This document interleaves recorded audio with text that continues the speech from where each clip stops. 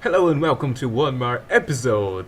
As you can see, I changed a little bit of the art to let Utena even more wild, because after all, she was born to be wild.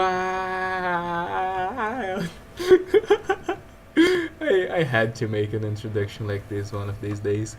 So, we are in Smuggler's Pass. We are not going to be taking long in this place. Actually, I'm going to kinda just run Smuggler's Pass as I often do, just basically making as straight of a pass as possible, because on this episode I kinda want to go to an even more special place that I didn't introduce you guys with my okay, that's enough of the close camera, I think. With the playthrough of the Petmaster, I didn't take you guys to the district of Pine Barrens, and Pine Barrens has quickly became my kinda go-to farm, basically. So I feel like I want to show you guys that place because it's actually pretty awesome for farming and for some side quests that you can find only there.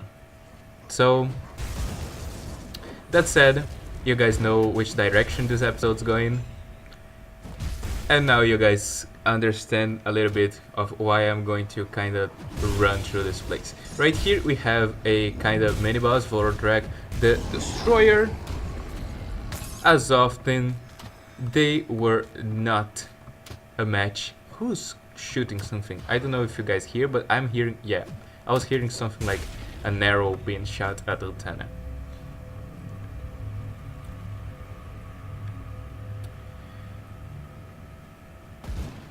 I kind of lost my train of thought, but that's okay because we are already basically leaving this place behind, because that's the way out Smuggler's Pass. So if you see on the minimap, we just kind of didn't explore only this section. It's not that much. I mean, we're only losing some XP of some monsters, but that's not exactly much. And I'm trying to work on the camera a little bit more to make this more of a cinematic experience for you guys. A neat idea that I'm kind of trying to borrow from my YouTuber of the week, if I can even say something like that, like the flavor of the week, which was Scribe, as I mentioned on the last episode. I kind of I started watching his videos and I completely loved the style of just how he plays every game, basically. Getting deep into lore and Cameron, and I was like, okay, I already wanted to make this a kind of a lore playthrough already, so I just got even more of a reason. And right here, look who's here! He's in the Night Guard's chest piece, something like that, which is a chest piece for the Night Blades. And he's totally a Nightblade. Oh, green. Friend from Devil's Crossing. I had a feeling you'd be making your way through here. Oh, green? What are you doing out here? I haven't been entirely honest with you. I'm not a chef, not by profession anyway, although maybe that would have been a better path. As it is, I'm an assassin. An assassin, and former First Blade of the Rulan Emperor. He's a Nightblade, and the best one in the job. Like, if you want someone dead, you hire Ogrin, or you hire Kojahar, which is my Nightblade. It is, however, a time when I can put my talents to a more noble purpose. You haven't been entirely forthright with me either, Taken, but don't. And he calls us Taken because he discovered, probably talking with Captain John Bourbon or with Sedine, that we had been possessed in the beginning of the game. So we could ask, what did you call me? He's just going to sidetrack us and tell us that we can talk about that later. He never talks about that. So let's just, how can I help I here? came upon these refugees on my So way he through tells us that he Sumeria's found past. these They were refugees trapped on and his soon way, become food and or he entertainment felt like for he the had to do trolls. something. He just I had couldn't to let do them something. for dead, and Now now we're he's stuck going out to here, ask caught us in the midst to find a way to homestead. Right here, there's this guy that I always tell him fuck you, because on the first time I got the side quest from this guy too, because like he tells us that his sister got trapped by the trolls or something, the trucks, sorry, and he asks us to find her. And I always get so mad at this one motherfucker, because on the first time that I tried to make his quest line, I couldn't find the damn corpse. So I got a hatred for his side quest. But since we are going to explore this place anyway, since Otana is the chosen one by Otus, the Shepherd of Storm, I'm going to take the side quest and I'm going to try and find the corpse, because you never find her alive. Like, there's no way. She's always dead. And I always get so mad at the side quest just because on the first time I couldn't find the damn corpse. But this time is going to be different. Oh, 2 bosses at once! Just how Utena likes.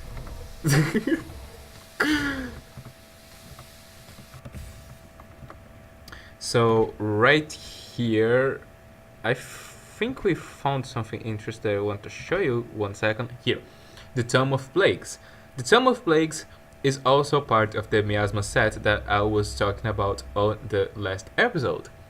In fact, the only piece that we haven't found in this playthrough yet, I think, it's the Miasma. Is the, what's the name? The cover thing. I'm going to remember the word. I don't want to look. Okay, I'm going to look. The hood. Okay, it's because sometimes they use the word hood, other times they use another word for the hood thing. So let's keep searching on this kind of labyrinth for the remains of Delia that has been long devoured and used as they want, I guess. It's not going to take us long actually, because Utena basically one-shots everything, and she not only one-shots everything, the cascade ends up one-shotting most things as well. So we are okay to just basically kinda run this place, exploring it at the same time. It gets a nice feel to it, because like, oh, there's the star. Because you know it, that you can, oh, this is a mini-boss. You know that you can just go on your merry little way and your character can take care of what shows up. So this is Dahlia Tavern corpse, and it appears that Dahlia Tavern has not survived the dangers. No shit, Sherlock. Okay? I mean, you find a corpse and you're like, it appears, no, it doesn't appear, she is dead. Okay, let's be real here. So now I'm going to the left side of the cavern, which is the side that I usually cover, because I know for a fact that the left side of the cavern hides a shrine. And we are going to find the shrine, because after all, we are devotees of Otos, the Shepherd of Storms, and whenever we have a shrine nearby, we have to praise his name, praise Otos, not praise the sun. We are not heretics. We're not the Illuminati. I mean, I guess we are Inquisitors, but we are not the Luminary kind of Inquisitors. We are the Inquisitors of Otos. So now we cleansed yet another shrine. Yeah, we have more points here. I think I'm just going to finish the storm totem. Yeah. And then later I'm going to be running these points to start the Maelstrom thing. On the devotion thing, we have 6 because I didn't upgrade on our last episode. We want to start the blind sage, but to do that we need to complete the affinity requirement, which is 10 of the ascendant and 18 of eldritch. We already have 10 eldritch, so I wanted to go running and completing the ascendant first, which we are going to complete here. I am completing the empty throne because the empty throne is going to give us some resistance, and I think that I haven't been putting many points into resistance. That said, now we have to get those 18 points into Eldritch, right? Let me see one thing about Murmur. It's one of my favorite constellations, but she doesn't build towards what we want because we are looking for elemental damage or specifically lightning damage. So for example, the Rowan's Crown would serve us well, but the thing with the Rowan's Crown is that the Rowan's Crown is building a little bit like when we complete the Rowan's Crown, we only get 1 Ascendant and 1 Eldritch. We don't want that. We want fast and like as quick as possible Eldritch. So let's look at the quill. The quill has like nice elemental damage and all. So, and it's perfectly 4 stars. So we are going to be building the quill. And once we complete the quill, we get 3 of the Ascendant and 3 of the Eldritch. We don't even need Ascendant anymore, but it's okay because we also got some Eldritch and some elemental damage. So our damage is even better now.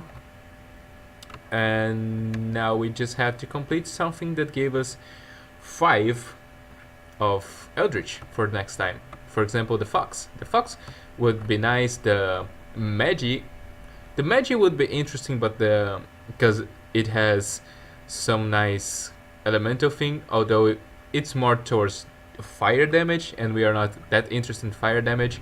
And the other problem is that you dump a lot of stars in the Magi, and it only rewards you with 3 Eldritch. So we're not going to be going towards that. That said, I think I already spent too much time explaining that. Let's just push forward, as I often say. You have to use some expressions again and again to give the sense of continuity, you know. I'm not just, oh, I was one man last week and I'm another man this week. I mean, I might have. They say that you never cross the same river twice, and river would be talking about people, about person. So yeah, I changed some things. Now I'm like piloting the camera as well, something that I wasn't doing. Here we have the Prospector's Trail Rift Gate, and here we are dangerously close to the place that I want to show you guys. I I swear, I almost started singing Hotel California just because to the place that was before. No, but we're not looking for a place that we have been before because we had never been here.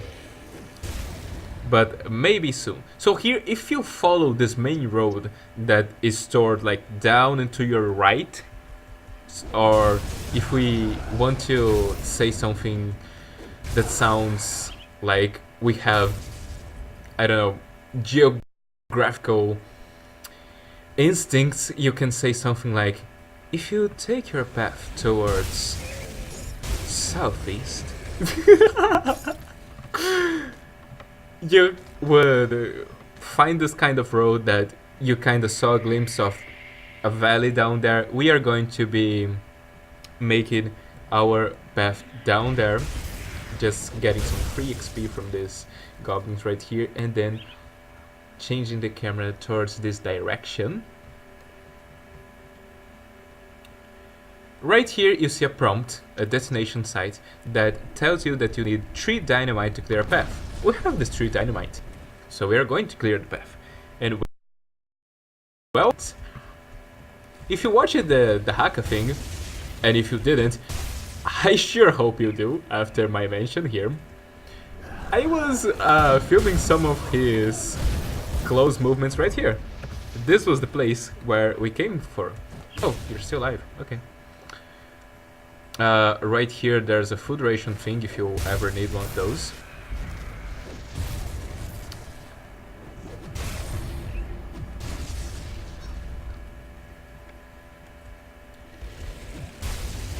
We can see some Bryans, some wild Bryans. By the way, if you're new to the channel or if you didn't catch the playthrough that I did with my pet master, I give names to all the pets in the game.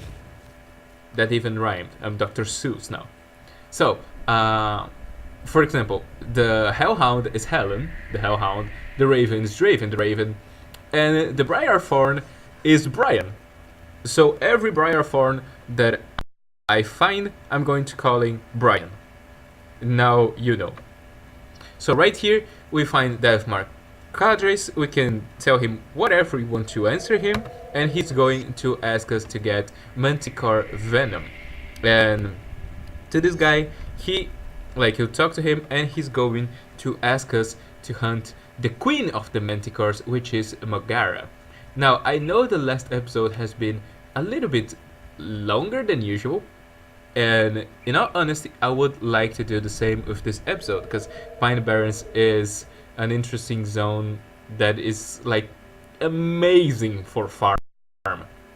If you want to farm, if you want free nice XP, and the free I say, but if you were looking for like kind of fast XP, I would totally recommend this place, because they will give you 5 side quests, and each side quest you complete will reward you with something like 11,000 XP on smash and grab mode. I don't know if it's the same quantity of XP on main mode, but oh, and here's one of the Manticores that's going to drop their poison gland. You collect one of those, and the first guy's thing is complete. The quest, I mean, is complete. Also, we find the Thunder Touch Bracers, and the Thunder Touch Bracers is going to be our bracers once we get to level 42. Since we are still on level 35, we are not going to be using it. Now, there is a bunch of just walking and killing a bunch of Manticores here. And since I would like... Oh, and the queen is this way, because you can see here her star on the minimap. Since there's a bunch of little side quests and all, sometimes, I'm already going to warn you, I'm going to be making my little cuts. But since we found Mogara right here, and look at her, she's beautiful. She didn't last much, but she's beautiful. That's basically what a girl can say about some guys. It didn't last so long, but he was beautiful. So, the easiest way and the faster way is just open the rift gate, go back to the guys and tell them that you completed. So this guy is going to ask you to hunt the old Brian, which is a gigantic Brian, a bloody, and this guy is going to be asking us to hunt the Gloomweaver. Now, if you never have made side quests before, there's like a little neat trick that I discovered by myself, but I also saw other cool people who played this game a fuck ton using the same trick. For example, Grimdown Diaries, the guy that I even recommended on past episodes, which is on the... if you find the old Brian's den, which is a den that's not going to be marked on the minimap, you get into his den, not into the caverns that have the eye mark on the minimap. Because if you find the old Blood Briar That's his actual name. Then, once you defeat the old Brian, you're going to find a spot to jump into, a hole on the ground. And this hole on the ground leads you directly and exactly to the place where Angolix, the spider, is hidden, where is her nest. I don't know if nest is a word that you use for spiders in English, but you get the idea. So for example, you are not going to be jumping on this cave entrance because this cave entrance has an eye symbol to it, which means it's the cave entrance of the spider. Also, this poses a curious thing.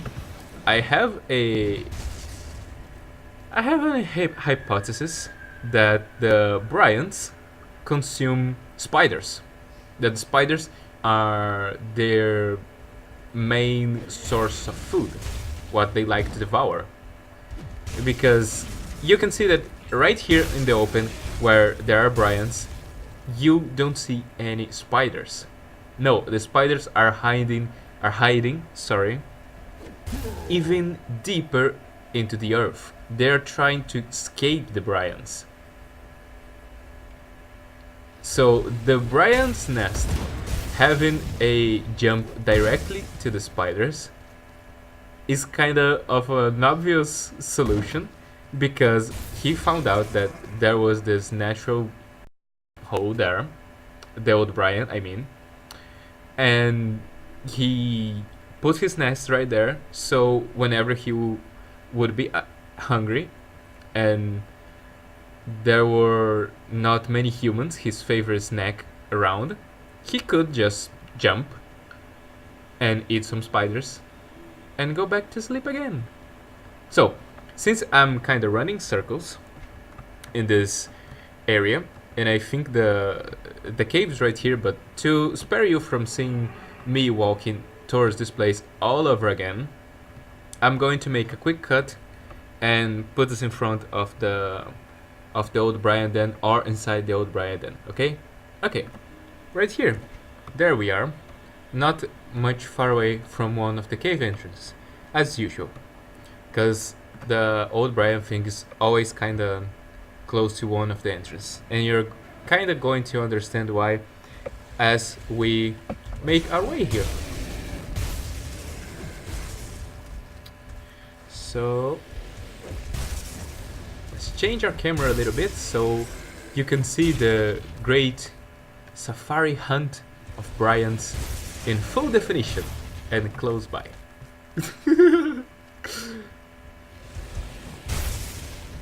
By the way, I don't know if you guys are people who use glasses or if you guys have perfect eyes, but I use glasses.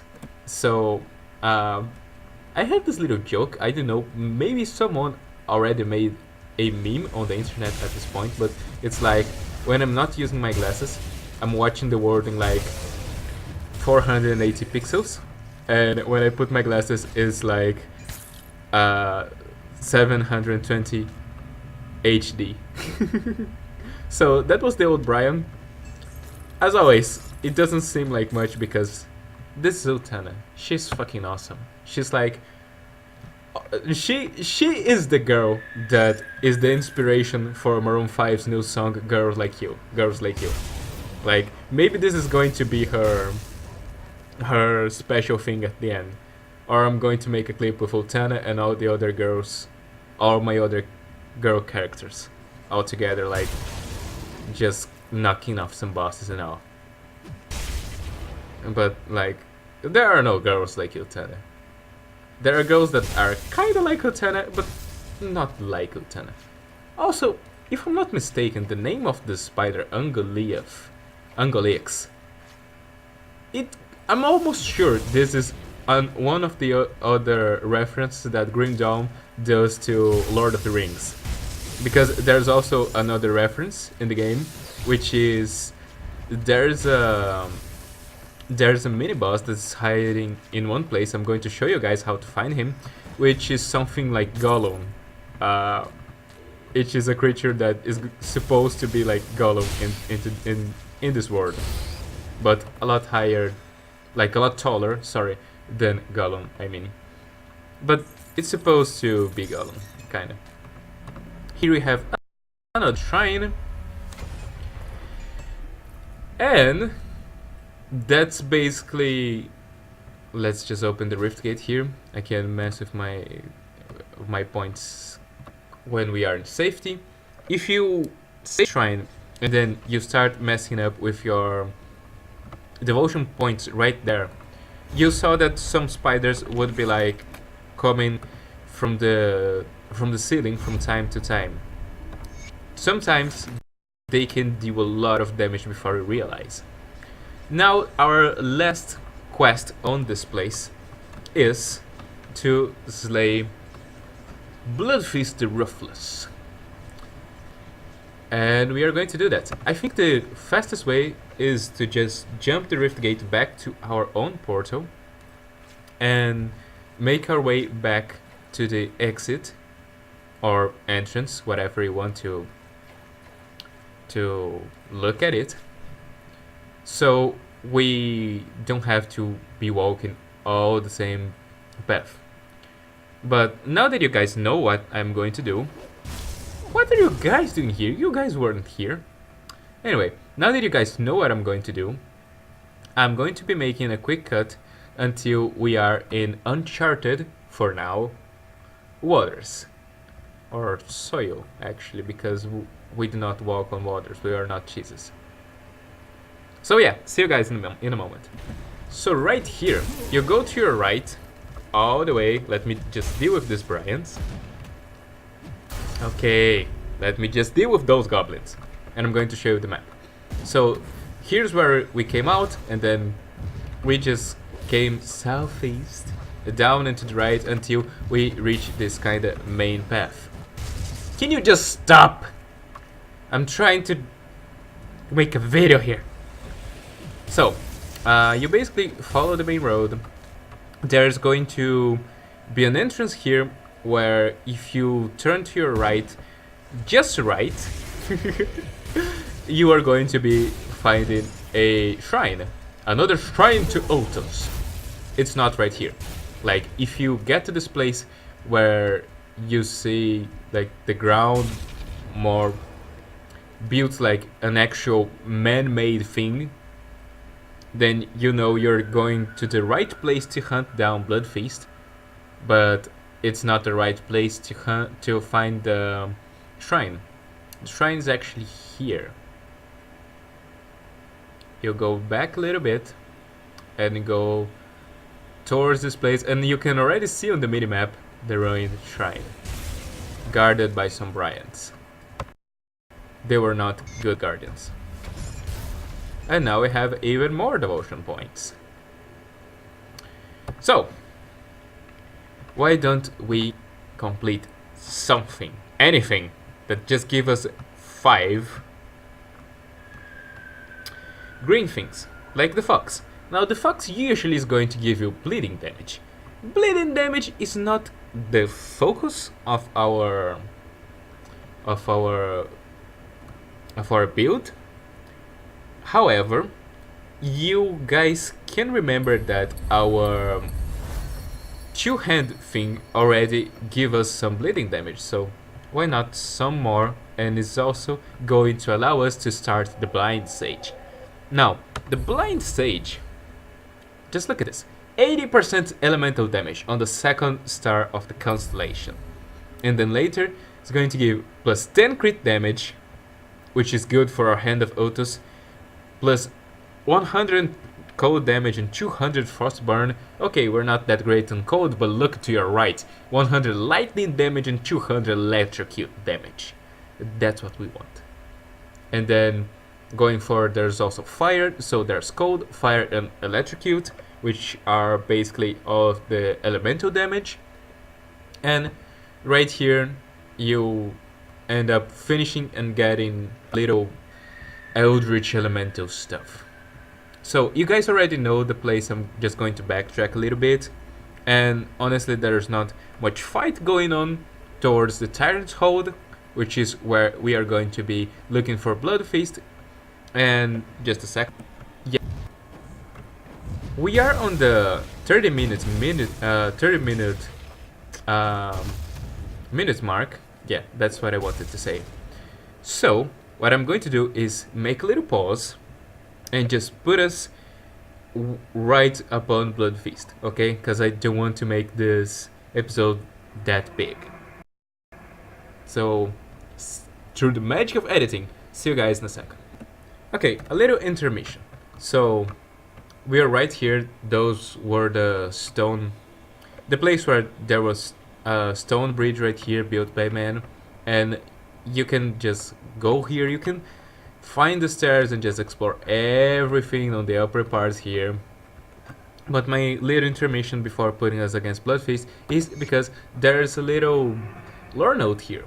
Imperial Proclamation. By Imperial Proclamation, Duke Beyond Cavenil is hereby ordered to disband the 31th division of the garrison currently stationed at Tyrant's Hold. All soldiers are immediately released from active service without pay. Soldiers may take their weapons and armor as compensation. Immediately following the disbandment of forces at Tyrant's Hold, Duke Cavenil is relieved of his command and ordered to present himself before the High Marshal Nicholas Mainville. Failure to report on the 1st of the month will constitute forfeiture of all land and titles to the Imperial Justicar Rainer Finch. Now, why did I read that lore? You're going to find out on our next piece of lore, so I'm going to be making a cut until there. Honestly, it's not that long, but I mean, we are already on the 32 minutes, so I want to just accelerate things a little bit now. So right here on this room, we find the journal of the Duke Cavenil. Let me read! Thank you. Okay, let's read. Now, Cavenil's journal. This makes no sense. I've been ordered to dismiss my army without pay. Furthermore, they have given the men their weapons and armor as final payment. What are they thinking? This order can only result in anarchy. Half these men will become bandits or worse. If dismissed without pay, they won't have a second thought about turning their blade against the Empire. Without this garrison, the Grubbles will reclaim this area unchallenged, which is what happened because we are finding Grubbles here. The road from Dark Vale to Devil's Crossing will become impassable. We have been holding this fort since the fall of Dragonhost savages, but they keep pressing to take it back. I have requested more men and weapons from Erulon, and this is the response I get in return? Madness! I have half a mind to ignore this decree, and if my wife and son were here with me, I would. Upon further reflection, these men might also turn against me. Not that I feel I have mistreated them, but they could easily view me as part of the aristocracy that has put them in this predicament. I must leave before they receive this news, or I fear I will never see my family again. Duke Cavenil, commander of the Fort Tyrant. So, Duke Cavenil realized that there was something weird going on. Like, he realized that they needed these borders to be more protected. Instead, what the Empire told him was to just forsake these lands. After so much blood and so much battle, he was just to leave it all behind. Well, you know what? Why he received this letter? If you're thinking Green Dawn, you're absolutely right. So this, what happened here, there's a hypothesis that those were already the Ethereals on control of the Empire. By the way, this is the room where we have Blood Feast, that's why I didn't make another cut. So the Ethereals were already controlling the Erulon Empire, and oh, this is Blood Feast. Let's just finish him off. Yep. And so they wanted like humanity that had not been conquered yet to not have such a good outpost to defend themselves as tyrants hold. So they send this letter to Duke Cavnil to make him and his men forsake this place and be kind of scattered across the land, so it would be kind of easier to pickpocket one by one, like to just, oh, this guy's alone, let's just possess him or just straight up kill him and use his body for our experiments. So yeah, and upon killing Bloodfeast, you already are dropped right here, close enough to the portal that you don't need to open the rift gate. Of course, you can if you want to. And this is the Pine Barrens district, complete. Now, because this episode it's almost on the 40-minute mark, or it's possibly on the 40-minute mark already, I'm going to finish this episode right here. Thank you all for watching. I hope you like it. And yeah, everything. Just like, subscribe, and see you guys in our next video. See ya!